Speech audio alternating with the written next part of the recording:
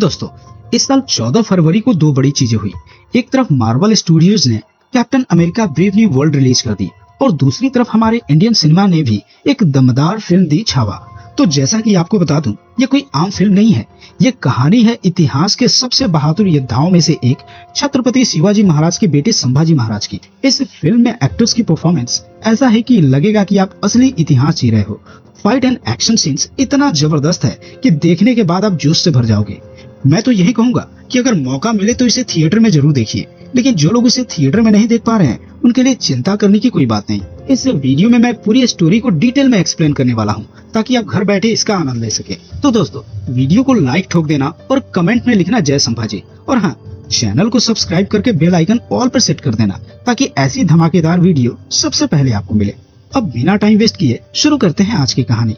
तो दोस्तों, छावा मूवी की कहानी शुरू होती है साल 1680 से, लेकिन जैसे ही फिल्म शुरू होती है हमें इससे भी पहले की कहानी दिखाई जाती है, जहां हमें इंडिया का इतिहास जानने को मौका मिलता है।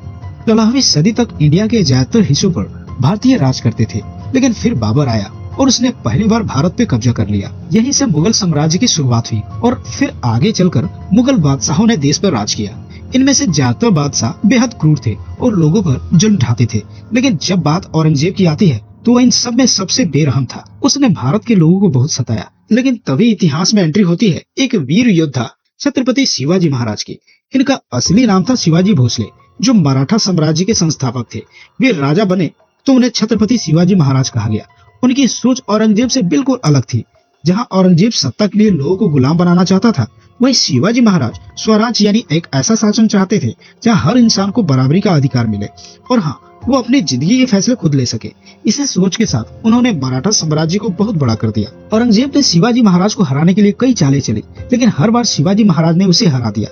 अब दोस्तों, छावा फिल्म की कहानी शिवाजी महाराज के बेटे संभाजी महाराज की है। इसके बाद हम देखते हैं कि शीन दिल्ली के लाल किले पे शिफ्ट होता है। साल 1680 में औरंगजेब लाल किले से पूरे भारत पे राज कर रहा था। तभी उसे खबर मिलती है कि छत्रपति शिवाजी महाराज का निधन हो गया है। ये सुनकर उसके दरबार के लोग खुश हो जाते हैं और जश्न मनाने लगते हैं। औरंगजेब भी अपनी जीत मानकर खुशी से सबको पार्टी देता है, लेकिन उसकी खुशी ज्यादा देर तक टिकने वाली नहीं थी। अब सीन शिफ्ट होता है मध्य प्रदेश के बुरहान शहर में। ये औरंगजेब का सबसे पसंदीदा इलाका था। यहाँ का किला मुगलों के लिए बहुत ही अहम था। जैसे ही शिवाजी महाराज के निधन की खबर यहाँ पहुँचती है, मुगल सैनिक खुशी मनाने लगते हैं, लेकिन तभी उन्हें पता चलता है कि मराठा सैनिक उनकी तरफ बढ़ रहे हैं। सभी मुगल सैनिक हथियार लेकर किले के बाहर मुकाबले के लिए तैयार हो जाते हैं, लेकिन जब मराठा सैनिक करीब आते हैं तो मुगल सैनिक देखते हैं कि सामने सिर्फ घोड़े दौड़ रहे हैं, कोई मराठा सैनिक नहीं।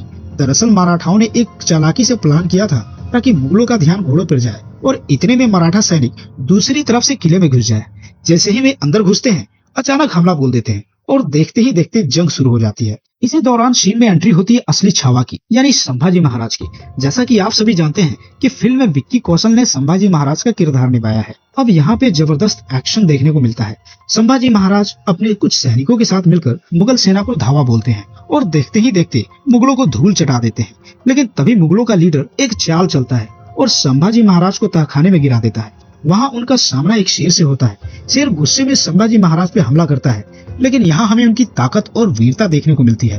वे बिना किसी हथियार के शेर से भिड़ जाते हैं और आखिरकार अपने हाथों से ही उसके जबड़े को चीर देते हैं। इसके बाद वे बाहर आते हैं और मुगल सैनिक को धूल चटा देते हैं। अंत में मुगल लीडर को पकड़ते हैं, लेकिन उसे मारते नहीं। वे उसे जिंदा छोड़ते हैं और कहते हैं कि जब औरंगजेब आए तो उसे बता देना कि ये सब शिवाजी के बेटे संभाजी ने किया है, और ये मत समझना कि शिवाजी महाराज के जाने के बाद मराठा साम्राज्य कमजोर हो गया है। और दोस्तों, यहीं से संभाजी महाराज की असली लड़ाई शुरू होती है। औरंगजेब को जैसे ही इसका पता चलता है, वो जल्दी से बुरहान पहुंचता है और देखता है कि उसकी फेवरेट शहर को संभाजी महाराज और उनके सारे सोल्जर्स ने बर्बाद कर दिया है। ये देखकर उसे बहुत गुस्सा आता है। वो अपनी आर्मी को ऑर्डर देता है कि सब लोग जल्दी से तैयारी करें और मराठा एम्पायर पे हमला करें। उनका प्लान होता है कि पूरे मराठा साम्राज्य को खत्म कर दे और संभाजी महाराज को पकड़कर मेरे पास लाए। अब इसके बाद सीन बदलता है और हम मराठा एम्पायर के रायगढ़ किले में पहुंचते हैं।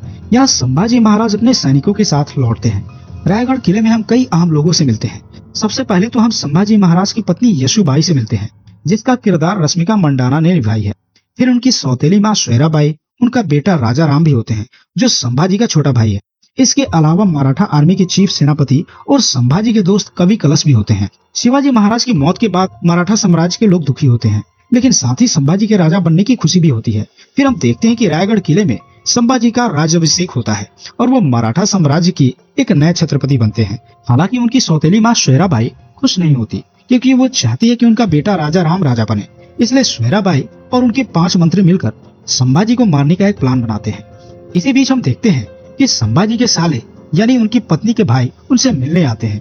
वे कह रहे होते हैं कि उन्हें स्वराज की सोच बहुत पसंद है, लेकिन वो चाहते हैं कि जिस इलाके के वे नेता हैं वो उसे पूरी तरह से कंट्रोल कर सके।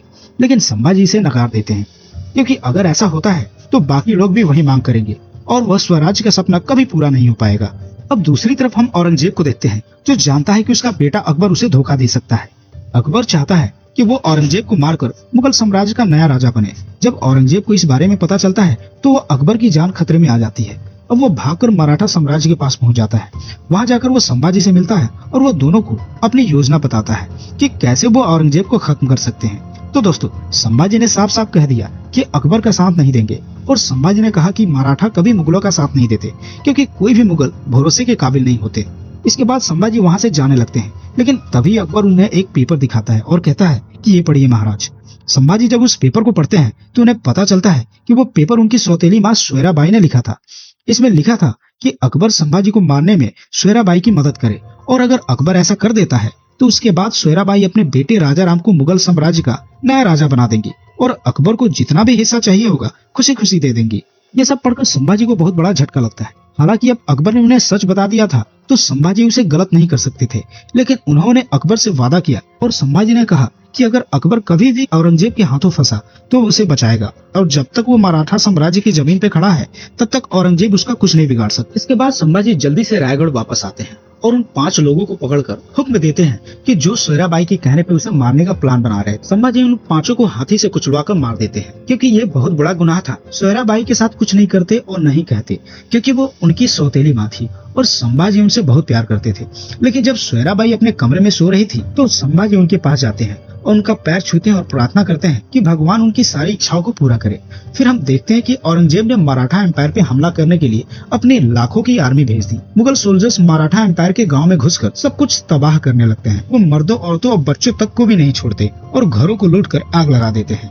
ये देखकर संभाजी काफी गुस्से में आ जाते हैं और मुगल सोल्जर्स को रोकने का प्लान बनाते हैं। लेकिन उन्हें पता चलता है कि मुगल आर्मी की संख्या लाखों में है, जबकि मराठा के पास सिर्फ 25,000 सोल्जर्स हैं। फिर भी मराठा सोल्जर्स लड़ाई के लिए तैयार हो जाते हैं। लेकिन संभाजी जानते हैं कि सीधी लड़ाई में शायद वो मुगल आर्मी को हरा तो देंगे, लेकिन मराठा सोल्जर्स की बहुत बड़ी हानि होगी और वो ऐसा नहीं चाहते थे। इसलिए संभाजी ने तय किया कि गोरिल्ला वेलफेयर का इस्तेमाल करेंगे, यानी मुगल आर्मी से छुपकर छोटे छोटे हमले करेंगे और उसे हराने की रणनीति अपनाएंगे। तो दोस्तों, गोरिल्ला वेलफेयर एक ऐसा तरीका है जिसमें दुश्मन से सीधे नहीं लड़ा जाता, बल्कि उसे छुपकर वार किया जाता है और फिर जल्दी से उसे खत्म कर दिया जाता है।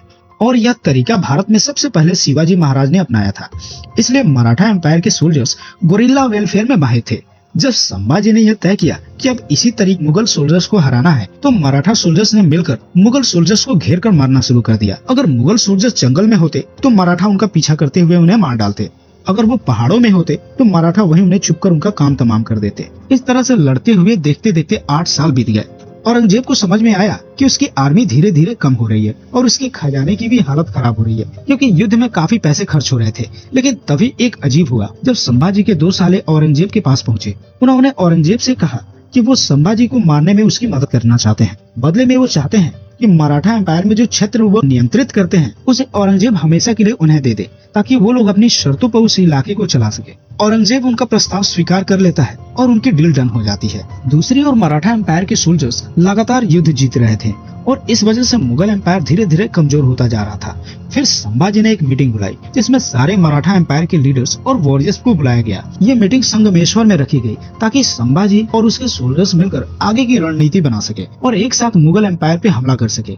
अगर मराठा एकजुट होकर हमला करते तो उन्हें औरंगजेब को हराने में कोई नहीं रोक सकता था और भारत को मुगल साम्राज्य से मुक्त किया जा सकता था। इस मीटिंग में कुल 250 वॉरियर थे जिन्हें संभाजी ने मोटिवेट किया और फिर सब मिलकर एक बड़ी लड़ाई की योजना बनाई। रात को जब सो गए तो कुछ वॉरियर्स पहरेदारी कर रहे थे। तभी उन्हें मुगल आर्मी की एक बड़ी टुकड़ी दिखाई देती है, लेकिन ये जिस रास्ते से मुगल आर्मी आ रही थी वो असल में एक सीक्रेट रास्ता था और ये देखकर पहरेदार हैरान रह गए। अब ये रास्ता सिर्फ मराठा वॉरियर्स को ही पता होता था, लेकिन जब मुगल सोल्जर्स वहाँ पहुँचते हैं तो मराठा वॉरियर्स को ये समझ में आता है कि संभाजी के दोनों साले अब औरंगजेब के साथ मिल गए हैं और उन्होंने मराठा एम्पायर से विश्वासघात किया है। इस बारे में जल्दी से संभाजी को बताकर वे सारे वॉरियर्स भी अलर्ट हो जाते हैं। अब संगमेश्वर में सिर्फ 250 मराठा वॉरियर्स थे, जबकि मुगल सोल्जर्स की संख्या 5000 थी। मराठा वॉरियर्स संभाजी से कहते हैं कि वो जल्दी से रायगढ़ लौट जाए, क्योंकि वो मराठा एम्पायर के छत्रपति हैं और उनका सही सलामत रहना बहुत जरूरी है। लेकिन संभाजी यहाँ से जाने से मना कर देते हैं। वे एक दूसरे वॉरियर्स को रायगढ़ भेजकर उसे बताते हैं कि जो कुछ भी हो रहा है सबको बताने को कहे। फिर वो अपने वॉरियर से कहते हैं, शायद आप भूल गए कि मैं एक शेर का बेटा हूँ, मैं एक छावा हूँ और एक छावा कभी भी कुत्तों से नहीं डरता, इसलिए मैं यहीं रहकर उनका सामना करूंगा।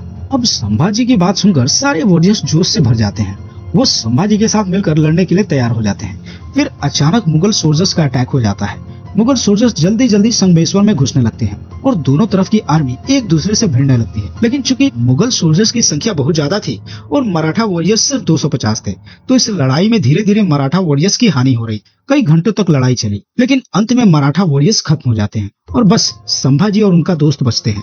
दोनों बहादुरी से लड़ते हुए मुगल सोल्जर्स का सामना करते रहते हैं। लेकिन फिर एक मुगल सोल्जर संभाजी को हाथों को पकड़कर उन्हें जकड़ लेते हैं। फिर चेन से उनके दोनों हाथ और पैर जकड़ लेते हैं। जब संभाजी अपनी स्थिति से कुछ नहीं कर पाते तो मुगल सोल्जर्स उन्हें तलवार से काटने लगते हैं, उन्हें लहूलुहान कर देते हैं। फिर दोनों को औरंगजेब के पास ले जाया जाता है, जहां औरंगजेब सबसे पहले कवि कलश को मरवा देता है। फिर वो संभाजी को सामने बांधकर उनसे हार मानने को कहता है, लेकिन संभाजी औरंगजेब के सामने नहीं झुकते। इस पर औरंगजेब उनका टॉर्चर करना शुरू कर देता है। सबसे पहले तो उनके नाखून उखड़वाता है, फिर उनकी आंखों में गर्म सरिया डालकर उनकी आंखों को फुड़वा देता है। बाद में उनकी जीभ भी काट दी जाती है। यह सब होने के बावजूद भी संभाजी हार नहीं मानते, लेकिन इतने दर्द के बाद भी आखिरकार उन्होंने अपना देह त्याग दिया। तो संभाजी की मृत्यु हो जाती है, लेकिन मरने तक भी औरंगजेब के सामने नहीं झुकते। फिर हम देखते हैं कि मराठा एम्पायर के बारे में औरंगजेब ने अपने सोल्जर्स का इस्तेमाल करके रायगढ़ को घेर लिया जाता है, जिस वजह से मराठा वॉरियर्स संभाजी की मदद के लिए नहीं आ पा रहे थे। जब संभाजी महाराज की मौत की खबर आती है तो सबको बहुत दुख होता है। फिर संभाजी के छोटे भाई राजा राम को नया छत्रपति बना दिया जाता है। जैसे ही ये खबर औरंगजेब को मिलती है, वो उस आदमी को मार देता है जिसने उसे ये खबर दी थी। और फिर संभाजी महाराज के लाश के सामने आकर औरंगजेब कहता है कि मुझे शिवाजी से बहुत जलन है, क्योंकि शिवाजी के घर में तुम जैसे शेर ने जन्म लिया था। संभाजी, काश तुम्हारे जैसा मेरा बेटा होता, क्योंकि अगर तुम्हारे जैसा मेरा बेटा होता तो वो मेरे लिए पूरी दुनिया जीत लेता। और इसके साथ ही यह मूवी की कहानी खत्म हो जाती है। तो दोस्तों, ये थी छावा की कहानी। संभाजी महाराज का बलिदान एक योद्धा की शहादत नहीं, बल्कि स्वराज, स्वाभिमान और अटूट साहस की मिसाल है। उन्होंने हमें सिखाया कि अपनी धरती और अपनी संस्कृति और अपने आत्मसम्मान के लिए लड़ना ही सच्ची वीरता है। तो दोस्तों, उम्मीद करता हूँ आपको ये मूवी पसंद आई होगी। अगर वीडियो ने आपके दिल को छुआ हो तो इसे लाइक और शेयर करना न भूले, और अगर नए हैं तो इस चैनल को सब्सक्राइब करके नोटिफिकेशन बेल दबा दीजिए। मैं फिर मिलूंगा आपसे ऐसी ही शानदार कहानी के साथ। टिल देन, अपना और अपनों का ख्याल रखिए एंड थैंक्स फॉर वॉचिंग।